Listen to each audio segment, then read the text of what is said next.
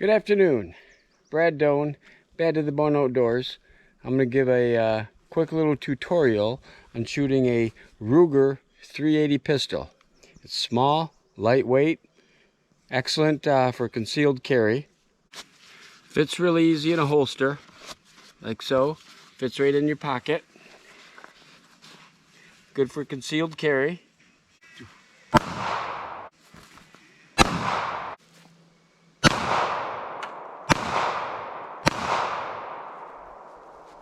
The magazine release is right here.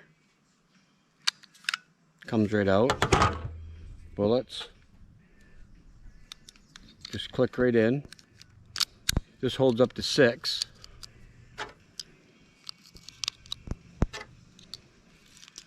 Like so. Just take it. Click it right back in. And check the chamber right there.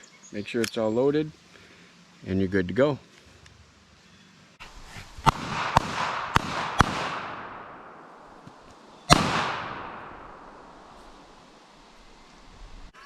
And of course, let's talk about gun control. Holding the pistol straight. That's good control. You can't shoot any gun without grilling a T-bone steak or a porterhouse. All right.